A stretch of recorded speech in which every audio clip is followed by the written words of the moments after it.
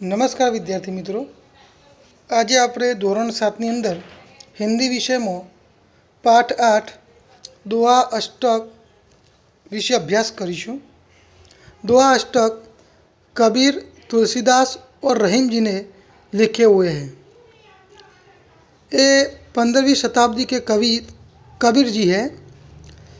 ये बड़े संत थे। इन्होंने हिंदू और मुसलमानों को उनकी गलतियाँ के लिए फटकारा है और दोनों को हिल मिलकर रहने का उपदेश दिया है। तुलसीदास ने 16वीं शताब्दी के प्रसिद्ध राम भक्त कवि है तुलसीदास। इन्होंने रामचरितमानस नामक प्रसिद्ध ग्रंथ लिखा है। रहीम जी के बारे में, इनका पूरा नाम है अब्दुल रहीम खान खाना। ये बड़े उदार और अनुभवी थे। हिंदी में इन्होंने बहुत ही सुंदर दोहे लिखे हैं। अब हम कबीर जी के दोहे के बारे में पढ़ेंगे। बड़ा हुआ तो क्या हुआ, जैसे पेड़ खजूर, पंखी को छाया नहीं, फल लागे अति दूर। मित्रों, आनी अंदर कबीरजीए કહ્યું છે કે મોટું હોવાથી જ કોઈ મહત્વપૂર્ણ બની જતું નથી। ખજૂરનું વૃક્ષ ખૂબ ઊંચું અને મોટું હોય છે, પરંતુ તેનાથી મુસાફરોને છાંયડો મળતો નથી અને તેને ફળ પણ ખૂબ ઊંચે લાગે છે, એટલે કે ઊંચે આવે છે। साधु ऐसा चाहिए जैसा सूप सुभाए, सार सार को गही रहे, थोथा दे उड़ाए। सज्जन एटले के साधु सूपड़ाना जेवा स्वभाववाळो होवो जोईए। मित्रों, सूपड़ू सार एटले के अनाज राखी ले छे अने जे थोथा होय ए शुं करे, फोतरा होय ए उडाड़ी मूके छे। एवी ज रीते साधु एटले के सज्जन पुरुषे तत्वनी वातो ग्रहण करवी जोईए अने नकामी वातोने छोड़ी देवी जोईए। माखी गुड़ में गड़ी रहे, पंख रह्यो लिपटाए, हाथ मले और सिर धुने, लालच बुरी बलाए। माखी घोर खावा माटे घोर पर बेसे छे अने तेमां फसाई पण जाय छे।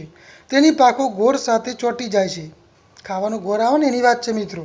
ઘોરની અંદર ચોંટી જાય છે, પછી તે પસ્તાય છે પણ તેમાંથી છૂટી શકતી નથી। એટલે જ કબીરજીએ એવું કીધું છે અહીંયા કે લાલચ એક મોટી આફત છે। આ રીતે કબીરજીના દોહાની અંદર મિત્રો ખૂબ મહત્વ અને જ્ઞાનની વાતો કરેલી હોય છે। આગળ तुलसीदासे करेली बात आपणे जोईए। तुलसीदास एक राम भक्त था। तुलसी इस संसार में भांति भांति के लोग, सबसे हिल मिल चाहिए, नदी नाव संजोग। तुलसीदास जी अहीं आपण कहे छे आ संसार में अनेक प्रकारना लोको रहे छे अने आपणे मित्रों जाणीए छीए के अनेक प्रकारना लोको होय छे। नदी अने नावना सहयोगनी जेम આપણે સૌની સાથે હળીમળીને રહેવું જોઈએ। અનેક પ્રકારના લોકો હોય છે મિત્રો, પરંતુ આપણે બધાએ હળીમળીને રહેવું જોઈએ। तुलसी हाय गरीब की, कभू न खाली जाए, मूर ढोर के चाम से लो भस्म हो जाए। तुलसीदास जी અહીંયા આપણને સમજાવ્યું છે ગરીબની હાય એટલે નિશાસો કદી નિષ્ફળ જતો નથી। જે રીતે મરેલા જાનવરના ચામડાની બનેલી ધમણથી લોખંડ પણ ભસ્મ થઈ જાય છે મિત્રો, તો પછી ગરીબની બદદુઆઓ કોઈ દિવસ નિષ્ફળ જતી નથી। એટલે આ રીતે તુલસીદાસે આપણને સરસ રીતે અહીંયા સંસાર વિશેની સમજણ કેળવી છે। આગળ જોઈએ રહીમ કે दोहे।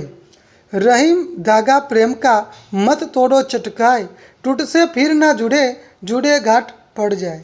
रहीम जी कह્યું છે અહીંયા કે પ્રેમના દોરા તું ખેંચીને તોડી નાખશો નહીં। તમે એનો જે તંતુ આવે એ તોડશો નહીં। અને જો એકવાર તૂટી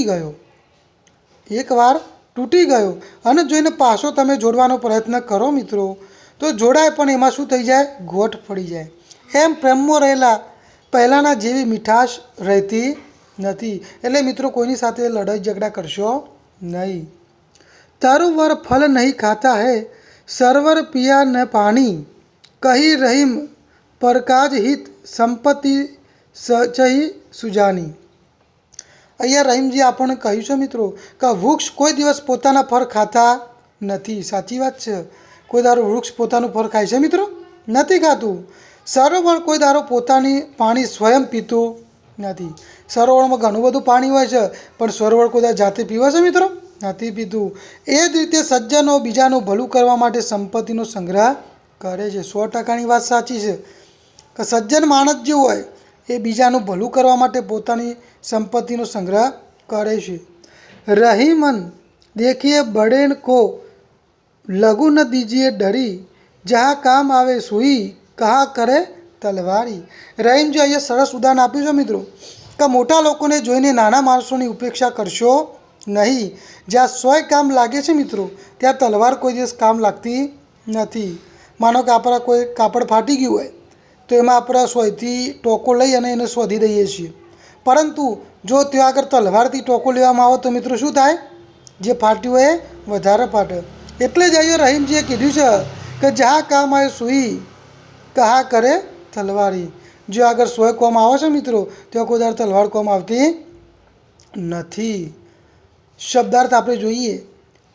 पंथी तो मुसाफिर, सूप अनाज फटकने का साज, सार यानी निष्कर्ष, थोथा यानी निकम्मा, बला यानी आपत्ति, भांति भांति, तरह तरह यानी भिन्न भिन्न के लोग, हाथ हाय हाय यानी बद्दुआ, भस्म यानी राख, चटकाई शीघ्र, तरुवर पेड़, सरवर सरोवर, संचयी संग्रह करना, सुजानी चतुर, बड़ेन यानी बड़ा, तलवार यानी तलवार। इस तरह शब्दार्थ, मुहावरा, अभ्यास और स्वाध्याय अपने नोटबुक में लिख देने का।